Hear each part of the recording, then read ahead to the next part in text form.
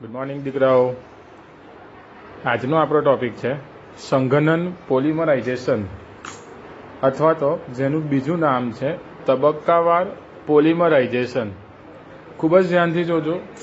ટોપિકનું નામ છે સંઘનન પોલિમરાઇઝેશન. આપણે જે પોલિમરનું વર્ગીકરણ જોતા હતા એ પોલિમરાઇઝેશન પ્રક્રિયાના આધારે બીજો પ્રકાર છે જેનું નામ છે સંઘનન પોલિમરાઇઝેશન. યાદ રાખો દીકરાઓ, સંઘનન પોલિમરાઇઝેશનનું બીજું નામ છે તબક્કાવાર પોલિમરાઇઝેશન. ઓકે, તો ચાલો સમજીએ કે સંઘનન પોલિમરાઇઝેશન એટલે શું. એ સમજતા પહેલા તમને યાદ કરાવી દઉં કે યોગશીલ પોલિમરાઇઝેશનમાં આપણે શીખી ગયા કે જે પોલિમરાઇઝેશન પ્રક્રિયામાં એક સમાન મોનોમર, એક સરખા મોનોમર એકબીજા સાથે જોડાય અને પોલિમર બનાવે તો તે પોલિમરાઇઝેશનને યોગશીલ પોલિમરાઇઝેશન કહેવાય છે. પરંતુ સંઘનન પોલિમરાઇઝેશન જે છે, આ સંઘનન પોલિમરાઇઝેશન યોગશીલ પોલિમરાઇઝેશનથી કઈ રીતે અલગ પડે છે તેની વ્યાખ્યા આપણે ધ્યાનથી સમજીએ કે જે પોલિમરાઇઝેશન પ્રક્રિયામાં, ધ્યાનથી જોજો, જે પોલિમરાઇઝેશન પ્રક્રિયામાં, ધ્યાનથી સમજો. એક સિમ્પલ ઉદાહરણ લઈ લઈએ. અહીંયાથી વચ્ચેથી હું ઉઠાવું છું શબ્દ. બે જુદા જુદા પ્રકારના. યોગશીલ પોલિમરાઇઝેશનમાં શું હતું? એક જ પ્રકારના. સંઘનન પોલિમરાઇઝેશનમાં આવશે બે જુદા જુદા પ્રકારના મોનોમરના અસંખ્ય અણુઓ એકબીજા સાથે, આ ઇમ્પોર્ટન્ટ શબ્દ છે, ધ્યાન આપજો, એક સરખા પ્રમાણમાં એકબીજા સાથે જોડાઈને સંઘનન પ્રક્રિયા દ્વારા જો જોડાઈને પોલિમર બનાવે તો તેને સંઘનન પોલિમર કહેવાય છે. અને આ પોલિમરાઇઝેશનને સંઘનન પોલિમરાઇઝેશન કહેવાય છે. એકદમ સિમ્પલ છે. સાદી રીતે યાદ રાખો કે જે પોલિમરાઇઝેશન પ્રક્રિયામાં બે જુદા જુદા પ્રકારના મોનોમરના અસંખ્ય અણુ એકબીજા સાથે જોડાય. પરંતુ હવે સમજો કે આ બે જુદા જુદા પ્રકારના મોનોમરના જે છે અસંખ્ય અણુઓ એ કેવા હોવા જોઈએ. ઇમ્પોર્ટન્ટ શબ્દ છે. તે બે સમાન ક્રિયાશીલ સમૂહ ધરાવતા હોઈ શકે અથવા તો ત્રણ સમાન ક્રિયાશીલ સમૂહ ધરાવતા હોઈ શકે. આ બે સમાન સમૂહ ધરાવતા અથવા તો ત્રણ સમાન સમૂહ ધરાવતા ક્રિયાશીલ સમૂહ ધરાવતા મોનોમરના અણુઓનું જો ઉદાહરણ આપું તો ધ્યાનથી સમજો. આપણે એને આવી રીતે લખી શકીએ. એક સાદું ઉદાહરણ છે દીકરાઓ, સમજો. દાખલા તરીકે ethane 1,2 diol, CH2 bond CH2. આ ઇથેન, એના પહેલા અને બીજા કાર્બન પર આપણે લખીએ ઓલ, આલ્કોહોલ. તો નામ શું બનશે? Ethane 1,2 diol. તો આ કયું ઉદાહરણ કહેવાય? બે સમાન ક્રિયાશીલ સમૂહ ધરાવતો મોનોમર. બે ક્રિયાશીલ સમૂહ છે, બે વખત છે. બીજું એક આપણે ઉદાહરણ લઈ શકીએ. ધારો કે હું ક્રિયાશીલ સમૂહ તરીકે કાર્બોક્સિલિક એસિડ લઈ લઉં.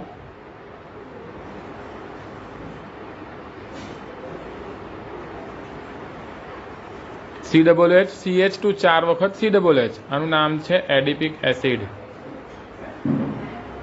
સામાન્યનું ફેમસ નામ છે એડિપિક એસિડ. IUPAC નામ બનાવવું હોય તો બની શકે હેક્ઝેન 1,6 ડાયોઇક એસિડ. ઓકે, તો આ પણ થઈ ગયો બે સમાન ક્રિયાશીલ સમૂહ COH. તો સંઘનન પોલિમરાઇઝેશનમાં જે મોનોમર જુદા જુદા પ્રકારના વાપરવાના છે આપણે, તેમાંથી તેઓ ક્યાં તો બે સમાન ક્રિયાશીલ સમૂહ ધરાવતા હશે અથવા ત્રણ સમાન ક્રિયાશીલ સમૂહ ધરાવતા. ત્રણ સમાન ક્રિયાશીલ સમૂહ ધરાવતાનું ઉદાહરણ તમને આપી દઉં તો આપણે વાપરી શકીએ ઇથેન 1,2,3 ટ્રાયોલ, પ્રોપેન 1,2,3 ટ્રાયોલ. આનું નામ છે પ્રોપેન 1,2,3 ટ્રાયોલ. IUPAC નામ આપણને બધાને ખબર જ છે. અહીંયાથી નંબરિંગ કરીએ તો 1, 2 ને 3. ઓકે, તો આ કેવો થઈ ગયો? ત્રણ સમાન ક્રિયાશીલ સમૂહ ધરાવતો મોનોમર. ચાલો, ઉદાહરણ સમજ પડી ગઈ. તો આપણે ક્યાં તો આવા ત્રણ સમાન ક્રિયાશીલ સમૂહ ધરાવતા મોનોમર અથવા તો બે સમાન ક્રિયાશીલ સમૂહ ધરાવતા મોનોમર વાપરી શકીએ. અને આવા મોનોમરના અસંખ્ય અણુઓ એકબીજા સાથે સમાન પ્રમાણમાં, એક સરખા પ્રમાણમાં જોડાઈને સંઘનન પોલિમરાઇઝેશન પ્રક્રિયાથી જોડાય અને સંઘનન પોલિમર બનાવે તો આ પ્રક્રિયાને સંઘનન પોલિમરાઇઝેશન કહેવાય. ખૂબ જ ધ્યાન આપો. સંઘનન પોલિમરાઇઝેશન એ યોગશીલ પોલિમરાઇઝેશનથી બીજો મુદ્દો જેમાંથી અલગ પડે છે બીજી બાબત કે આ સંઘનન પોલિમરાઇઝેશન પ્રક્રિયા દરમિયાન કયા કયા અણુઓ ઉપનિપજ બાય પ્રોડક્ટ તરીકે છૂટા પડી શકે, તો એક છે પાણી છૂટું પડશે, અથવા તો એમોનિયા, અથવા તો આલ્કોહોલ, અથવા તો હાઇડ્રોજન ક્લોરાઇડ. આ એમોનિયા જે છે દીકરા એ તમારી બુકમાં નથી આપેલું. તો સંઘનન પોલિમરાઇઝેશન પ્રક્રિયા દરમિયાન પોલિમરની સાથે સાથે બીજું શું છૂટું પડી શકે? પાણી અથવા એમોનિયા અથવા આલ્કોહોલ અથવા હાઇડ્રોજન ક્લોરાઇડ આ છૂટું પડી શકે. ઇન શોર્ટ, સંઘનન પોલિમરાઇઝેશનને આપણે દર્શાવવું હોય તો આપણે કંઈક આ રીતે દર્શાવી શકીએ કે એને આપણે સમીકરણ દ્વારા જો દર્શાવવું હોય દીકરા તો આવું દર્શાવી શકીએ: મોનોમર વત્તા મોનોમર, બે જુદા જુદા પ્રકારના, એટલે મોનોમર નંબર 1, મોનોમર નંબર 2 જુદા જુદા થઈ ગયા. સંઘનન પોલિમરાઇઝેશન કરીએ તો આપણને શું મળશે? સંઘનન પોલિમર તો મળે જ, પ્લસ સાથે સાથે ઉપનિપજ તરીકે શું મળી શકે? પાણી, ક્યાં તો HCl અથવા તો એમોનિયા, અથવા તો તમને મળી શકશે આલ્કોહોલ. આ રીતે તમે સંઘનન પોલિમરાઇઝેશનની વ્યાખ્યા લખી શકો કે બે જુદા જુદા પ્રકારના મોનોમર કેવાય? બે સમાન અથવા તો ત્રણ સમાન ક્રિયાશીલ સમૂહ ધરાવતા મોનોમર એકબીજા સાથે સંઘનન પોલિમરાઇઝેશનથી જોડાઈને પોલિમર બનાવતા તેને સંઘનન પોલિમર, જેમાં આટલી બાય પ્રોડક્ટ આપણને મળી શકે. ચાલો, તો વ્યાખ્યા કમ્પ્લીટ થઈ ગઈ. Okay, good. આગળનો જેનો ટોપિક એનો મુદ્દો છે ખૂબ જ ધ્યાનથી સમજો કે આ પોલિમર વધુ આણ્વીય દળ ધરાવતા હશે. ઓકે, અને ખૂબ જ મહત્વની વાત છે કે આ પ્રક્રિયામાં દરેક તબક્કે મળતી નિપજ, કારણ કેમ દરેક તબક્કે આપણે સમજી ગયા સંઘનન પોલિમરાઇઝેશનનું બીજું નામ શું છે? તબક્કાવાર પોલિમરાઇઝેશન. દરેક તબક્કે મળતી નિપજ દ્વિક્રિયાશીલ સમૂહ ધરાવતી નિપજ હશે, સ્પીસીઝ હશે. સમજાવું એના આગળ આપણે. અને આ સંઘનનનો ક્રમ આગળ ચાલુ રહેશે. અને એક જ ઇમ્પોર્ટન્ટ લાઈન ધ્યાન રાખો, દરેક તબક્કે મળતી નિપજ એક વિશિષ્ટ સમૂહ ધરાવતી હશે. એટલે કે એક તબક્કે મળતી નિપજ એ બીજા તબક્કે મળતી નિપજ કરતા સ્વતંત્ર હશે, એટલે કે તેઓ એકબીજાથી કેવી હશે? સ્વતંત્ર. તો એવી આ પ્રક્રિયાને આપણે શું નામ આપી શકીએ? તબક્કા વૃદ્ધિ પોલિમરાઇઝેશન પણ કહેવાય છે. સંઘનન પોલિમરાઇઝેશનનું બીજું નામ તબક્કાવાર વૃદ્ધિ પોલિમરાઇઝેશન કેમ છે? કારણ કે આ પ્રક્રિયામાં દરેક તબક્કે મળતી નિપજ દ્વિક્રિયાશીલ સમૂહ હોય છે. અને બીજું ઇમ્પોર્ટન્ટ લાઈન કે આ દરેક તબક્કે મળતી નિપજ એકબીજાથી કેવી હોય છે? સ્વતંત્ર હોય છે. તો અહીંયા આપણને દર્શાવે છે કે આ પ્રક્રિયા તબક્કાવાર થાય છે, તેથી આ પ્રક્રિયાને તબક્કા વૃદ્ધિ પોલિમરાઇઝેશન પણ કહે છે. ઉદાહરણ દ્વારા એને સમજીએ. દાખલા તરીકે યાદ રાખો, સંઘનન પોલિમરનું ઉદાહરણ છે ટેરિલિન, અથવા તો એનું બીજું નામ છે ડેક્રોન. બીજું ઉદાહરણ નાયલોન 6 અથવા તો નાયલોન 66. ટેરિલિન અથવા ડેક્રોન, ચાલો યાદ રાખો. એના મોનોમર યાદ રાખવાની રીત આપું છું. ટેરિલિન, ટેરી ટર પરથી યાદ રાખો, ટર્પથેલિક એસિડ. ટેરિલિન પરથી યાદ રાખી શકાય ટર્પથેલિક એસિડ. તો આને આપણે આવી રીતે સંધિ છૂટી પાડીએ, ટર વત્તા ઇલિન. ટેરિલિનની સંધિ છૂટી શું પાડીશું? ટર વત્તા ઇલિન. તો ટર પરથી ટર્પથેલિક એસિડ અને ઇલિન પરથી ઇથિલિન ગ્લાયકોલ. તો ટર્પથેલિક એસિડ અને ઇથિલિન ગ્લાયકોલના અસંખ્ય અણુઓ તમે ધ્યાનથી જોઈ શકો. ટર્પથેલિક એસિડમાં 2 સમાન ક્રિયાશીલ સમૂહ છે, ઇથિલિન ગ્લાયકોલમાં પણ 2 સમાન ક્રિયાશીલ સમૂહ છે. તો 2 સમાન ક્રિયાશીલ સમૂહ ધરાવતા 2 જુદા જુદા પ્રકારના મોનોમરના અસંખ્ય અણુઓ સમાન પ્રમાણમાં લીધા છે. એન જેમ એન સંઘનન પોલિમરાઇઝેશનથી જોડાશે તો આપણને ટેરિલિન અથવા તો ડેક્રોન નામનો સંઘનન પોલિમર મળે છે. હવે હમણાં આપણે જોયું કે આને કેમ તબક્કાવાર કહેવાય, કારણ કે દરેક તબક્કે મળતી નિપજ એ અલગ છે. તો સમજો અને સમજાવો કે કેમ એને તબક્કાવાર કહેવાય છે. ચાલો ધ્યાન આપો. અહીંયા એક સિમ્પલ ઉદાહરણથી સમજો દીકરા. માની લો કે આપણે જે આ લીધું છે ટેરિલિનનું ઉદાહરણ છે, અને સમજો અહીંયા કે આ આપણો ઇથેન 1,2 ડાયોલ અને આ ટર્પથેલિક એસિડ, બંનેના એક એક અણુ હું લઉં છું. એ જોડાશે ત્યારે પાણીનો અણુ છૂટો પડશે, કારણ કે કાર્બોક્સિલિક એસિડમાંથી OH સમૂહ નીકળશે અને આલ્કોહોલમાંથી હાઇડ્રોજન નીકળશે, અને એ બંને ભેગા થઈને બનાવી દેશે પાણી. આ બંનેના એક એક અણુ જોડાય છે ત્યારે આપણને કંઈક આવી નિપજ મળશે. જુઓ, OH, આ CH2, આ CH2, અહીંયાથી રહેશે ઓક્સિજન અને કાર્બોક્સિલિક એસિડનો CO. આ રીતે એક નિપજ મળે છે. આ પહેલા તબક્કાની નિપજ તમે જોઈ શકો છો. હવે જ્યારે આની સાથે હું બીજો ઇથેન 1,2 ડાયોલનો અણુ દાખલ કરું તો દરેક બીજા તબક્કે મળતી નિપજ શું થશે? અહીંયાનો OH અને આ H છૂટો પડશે અને અહીંયા નમક આવો તમને નિપજ બનાવશે. તો તમે ધ્યાનથી જુઓ, આ બીજા તબક્કે મળતી નિપજ અને આ પ્રથમ તબક્કે મળતી નિપજ એ અલગ અલગ છે. આની પાસે એક છેડે આલ્કોહોલ છે, બીજા છેડે કાર્બોક્સિલિક એસિડ છે. જ્યારે બીજા તબક્કે મળતી નિપજમાં આ છેડે પણ આલ્કોહોલ છે અને અહીંયા પણ આલ્કોહોલ આવી શકે. તો બંને એકબીજાથી અલગ છે અને તબક્કાવાર થાય છે. માટે આ પ્રક્રિયાને તબક્કા વૃદ્ધિ પોલિમરાઇઝેશન કહેવાય છે. વ્યાખ્યા સમજ પડી ગઈ? ચાલો સમજો. તબક્કા વૃદ્ધિ પોલિમરાઇઝેશન શા માટે કહેવાય? તબક્કા વૃદ્ધિ પોલિમરાઇઝેશન બે સમાન ક્રિયાશીલ સમૂહ કે ત્રણ સમાન ક્રિયાશીલ સમૂહ ધરાવતા બે જુદા જુદા પ્રકારના મોનોમરના અસંખ્ય અણુઓ એક સરખા પ્રમાણમાં જોડાય, સંગનન પોલિમરાઇઝેશનથી જોડાય તો તેને સંગનન પોલિમર બનાવે. એનું તબક્કા વૃદ્ધિ પોલિમરાઇઝેશન કેમ કહેવાય? દરેક તબક્કે મળતી નિપજ દ્વિક્રિયાશીલ સમૂહ હોય છે અને તેઓ એકબીજાથી સ્વતંત્ર હોય છે. ઉદાહરણ છે ટેરિલિન અથવા નાયલોન 6 અથવા નાયલોન 6,6. ટેરિલિનનું મોનોમર યાદ રાખવાની રીત તર વત્તા ઇલિન. તર વત્તા એટલે તરફેલિક એસિડ અને ઇલિન એટલે ઇથેન 1,2 ડાયોલ. ઓકે, તો આ વ્યાખ્યા હતી તબક્કાવાર સંગન પોલિમરાઇઝેશન અથવા તો સંગનન પોલિમરાઇઝેશન. સ્ક્રીનશોટ લઈ લો લેવાના હોય તો. Okay, thank you. ઓકે દીકરા, તો હમણાં આપણે જે સંગનન પોલિમરાઇઝેશન જોયું અથવા તો તબક્કા વૃદ્ધિ પોલિમરાઇઝેશન જે જોયું એમાં આગળનો JEE નીટ માટેનો ટોપિક છે. મુદ્દો છે, યાદ રાખજો, આપણી બુકમાં નથી, JEE નીટ માટે છે કે સંગનન પોલિમરમાં તેના બે પ્રકારના મોનોમર જે રહેલા હોય છે એ મોનોમરમાં રહેલા ક્રિયાશીલ સમૂહને આધારે ચોક્કસ પ્રકારના આવર્તનીય એકમ હોય છે. ઉદાહરણ દ્વારા આપણે સમજીશું આને. અને આ આવર્તનીય એકમમાં રહેલા ક્રિયાશીલ સમૂહને આધારે તેના નામ આપવામાં આવે છે. એના બે પ્રકારના સંગનન પોલિમર આપણે જોઈએ. સમજજો ધ્યાનથી.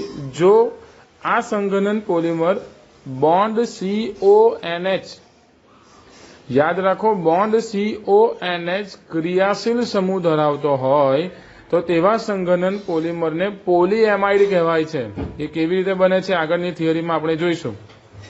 અને જો તે બોન્ડ COO ક્રિયાશીલ સમૂહ ધરાવતો હોય તો તે સંગનન પોલિમરને પોલીએસ્ટર પોલિમર કહેવાય છે. CONH એટલે પોલીએમાઇડ પ્રકારનો સંગનન polymer, C double bond O એટલે પોલીએસ્ટર પ્રકારનો સંગનન પોલિમર. અને આ જે નામ અપાયું છે કે COO હોય તો પોલીએસ્ટર, CONH હોય તો પોલીએમાઇડ, એ કોને આધારે છે? તેના આવર્તનીય એકમમાં રહેલા ક્રિયાશીલ સમૂહને આધારે. એટલે કે પોલીએમાઇડમાં આવર્તનીય એકમ કયો હશે? CONH.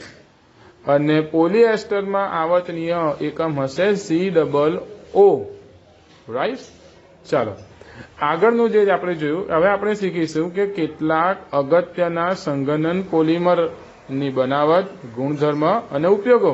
જેમ આપણે આગળ કેટલાક યોગશીલ પોલિમરની બનાવટ, ગુણધર્મ અને ઉપયોગો શીખી ગયા, તેવી જ રીતે હવે આપણે કેટલાક સંગનન પોલિમરની બનાવટ, ગુણધર્મ અને ઉપયોગો જોઈએ. તો યાદ રાખો, હમણાં જ આપણે જોયું કે સંગનન પોલિમર બે અગત્યની શ્રેણીના હોય છે. નંબર 1 પોલીએમાઇડ વર્ગના સંગનન પોલિમર અને નંબર 2 પોલીએસ્ટર વર્ગના સંગનન પોલિમર. પોલીએમાઇડ વર્ગના સંગનન પોલિમરમાં કોણ કોણ આવે છે? તો ઉદાહરણ તરીકે યાદ રાખો, નાયલોન 6,6 અને નાયલોન 6. જ્યારે પોલીએસ્ટર વર્ગના સંગનન પોલિમરમાં સમાવેશ થાય છે ટેરિલિન અથવા તો ડેક્રોન. આની બનાવટ હમણાં જ આપણે જોઈ. આ ઉપરાંત બીજા બે પ્રકારના પણ સંગનન પોલિમર આપણે જોઈશું. એક છે ફિનોલ ફોર્માલ્ડિહાઇડ પોલિમર અને બીજું છે ફોર્માલ્ડિહાઇડ વર્ગનો પોલિમર. આગળ ડિટેલમાં આપણે થિયરી જોઈશું. ચાલો પહેલો પ્રકાર શીખીએ, પોલીએમાઇડ વર્ગનો સંગનન પોલિમર. ધ્યાનથી સમજો, એને યાદ રાખવાની રીત છે. આપણે કયા વર્ગનો સંગનન પોલિમર જોવાના? પોલીએમાઇડ. એમાઇડનું સૂત્ર હમણાં જ તમને મેં કીધું, CONH.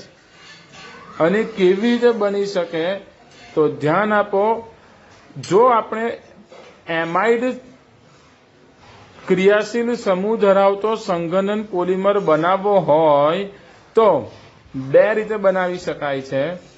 એક, ડાયએમાઇનનું ડાયકાર્બોક્સિલિક એસિડ સાથે સંઘનન પ્રક્રિયા કરવી. ખાસ ધ્યાન આપજો, ડાયએમાઇનનું ડાયકાર્બોક્સિલિક એસિડ સાથે સંઘનન પ્રક્રિયા કરવી. અને બીજું, એમિનો એસિડ અને તેના લેક્ટમનું સંઘનન કરવું. ઉદાહરણ દ્વારા એને સમજીશું. એમિનો એસિડ અને તેના લેક્ટમનું સંઘનન કરવું. અને આ જે એમાઇડ ધરાવતા જે પોલીએમાઇડ સંઘનન પોલિમર છે તેમને નાયલોન તરીકે ઓળખવામાં આવે છે. નાયલોન એટલે કે સંશ્લેષિત રેસા. તો પોલીએમાઇડ એ CONH શૃંખલા ધરાવતા પોલિમર છે જે સંશ્લેષિત રેસા છે જેને આપણે નાયલોન તરીકે ઓળખીએ છીએ. આ નાયલોન, આ પોલીએમાઇડ બે રીતે બનાવી શકાય. ડાયએમાઇનનું ડાયકાર્બોક્સિલિક એસિડ સાથે સંઘનન કરો અથવા તો એમિનો એસિડનું તેના લેક્ટમ સાથે સંઘનન કરો. ચાલો, તો આપણે બે ઉદાહરણ જોયા ને અહીંયા કે પોલીએમાઇડ વર્ગમાં બે પ્રકારના પોલિમર આવશે, નાયલોન 6,6 અને નાયલોન 6. તો આપણે પહેલો સંઘનન પોલિમર શીખીએ જે પોલીએમાઇડ શ્રેણીનો છે જેનું નામ છે નાયલોન 6,6. હવે આના મોનોમર યાદ રાખવાની રીત છે દીકરા. આ બે 6 જે છે 6,6, આ 6,6 તમને ઇન્ડિકેટ કરે કે મારા મોનોમર બે છે જેમાં બંનેમાં 6 કાર્બન હશે. રાઈટ. હવે આપણે યાદ રાખવું પડશે એક એનો મોનોમર જે છે જે 6 કાર્બન ધરાવે છે. હમણાં જ આપણે શીખી ગયા ડાયએમાઇન અને ડાયકાર્બોક્સિલિક એસિડ.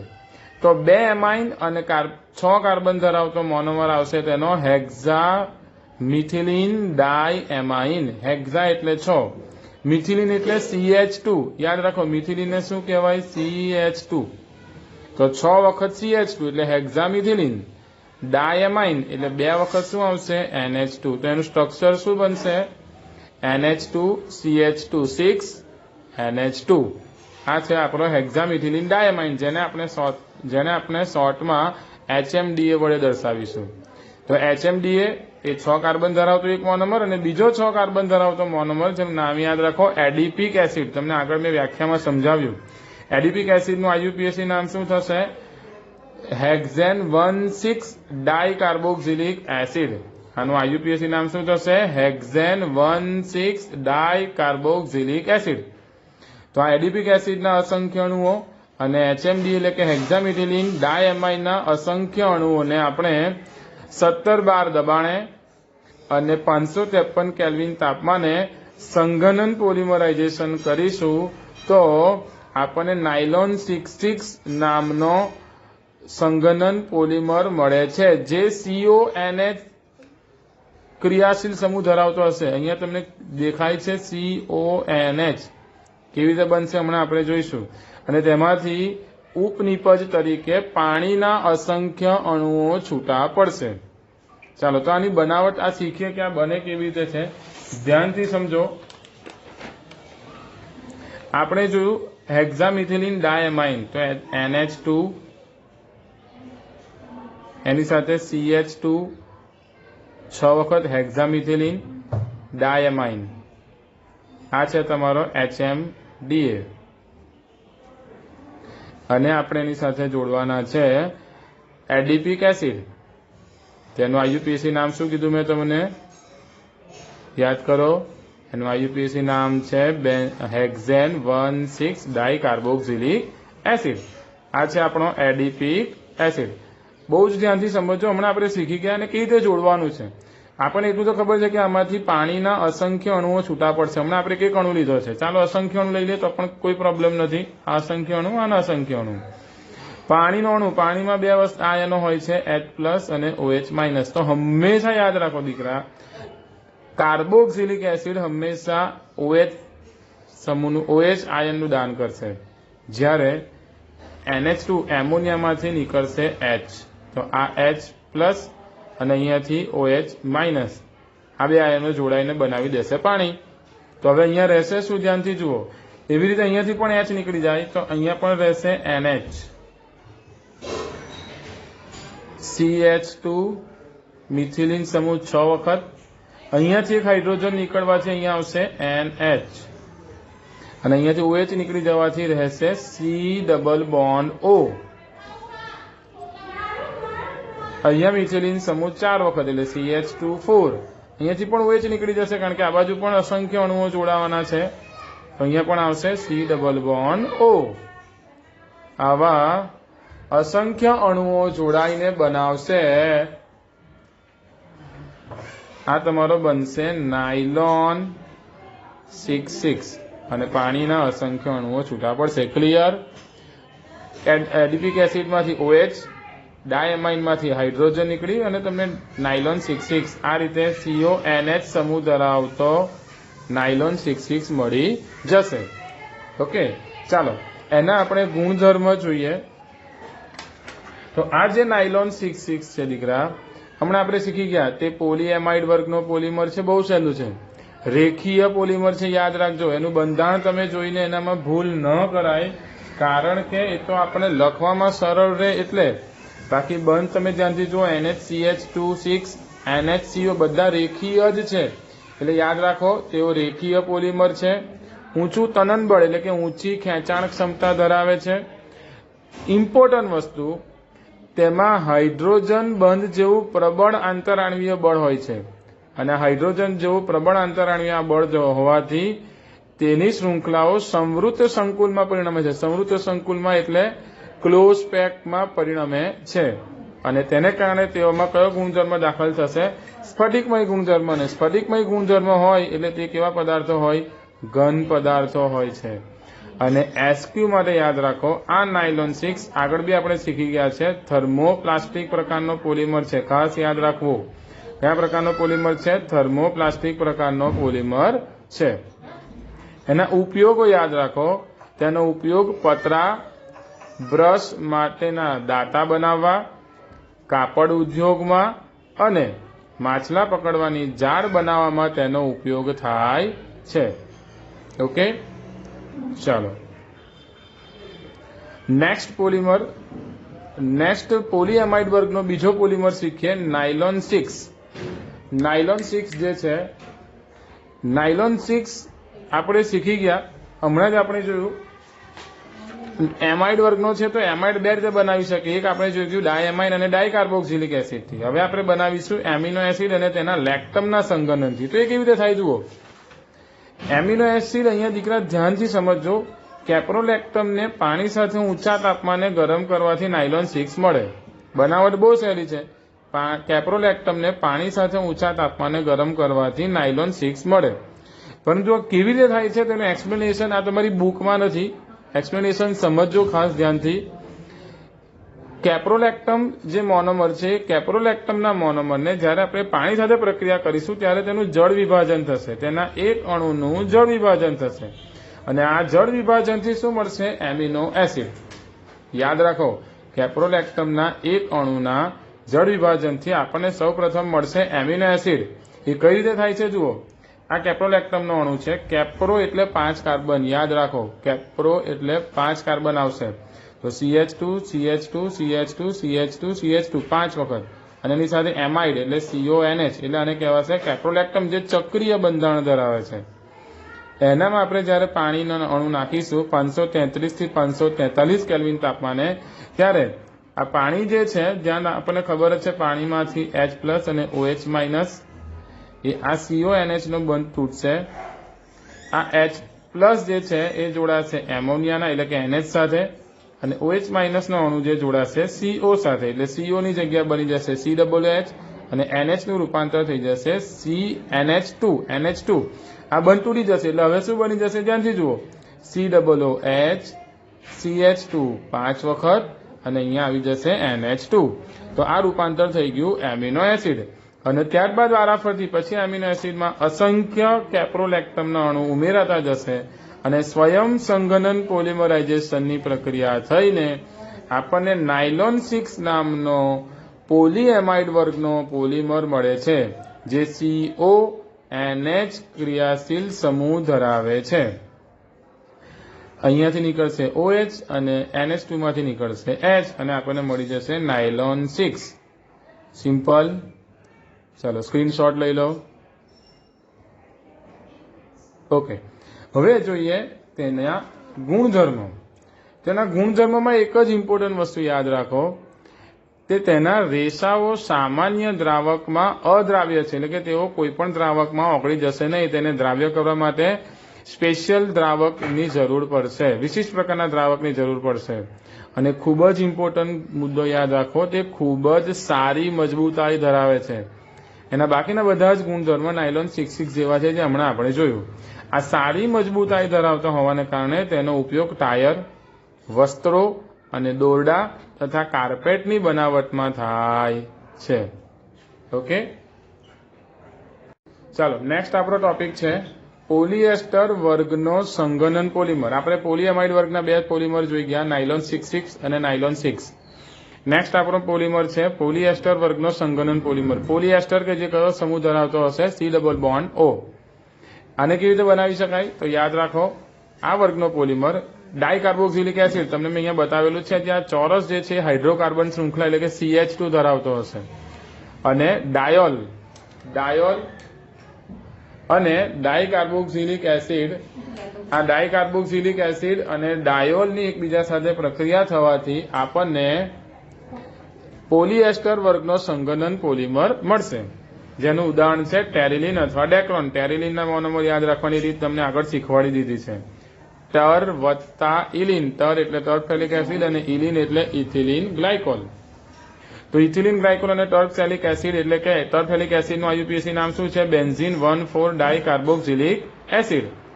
આ બેન્ઝીન 1,4 ડાયકાર્બોક્સિલિક એસિડ અને ઇથિલિન ગ્લાયકોલના અસંખ્ય અણુઓના મિશ્રણને આપણે 420 થી 460 કેલ્વિન તાપમાને, યાદ રાખજો SQ છે ઝિંક એસિટેટ એન્ટીમની ટ્રાયઓક્સાઇડ, ઉદ્દીપકનું નામ છે ઝિંક એસિટેટ એન્ટીમની ટ્રાયઓક્સાઇડ. ઉદ્દીપકની હાજરીમાં ગરમ કરવાથી ટેરિલિન અને અથવા તો ડેક્રોન મળે છે.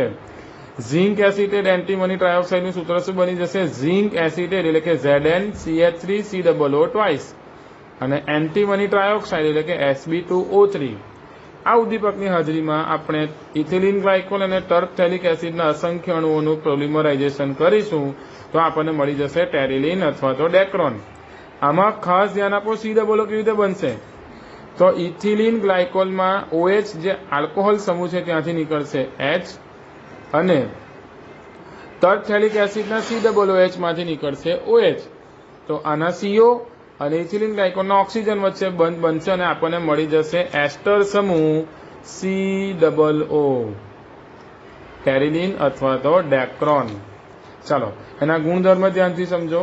તેના રેસાઓ કરચલી પ્રતિકારક છે, એટલે કે એના કોઈ ક્રીઝ પડતી નથી.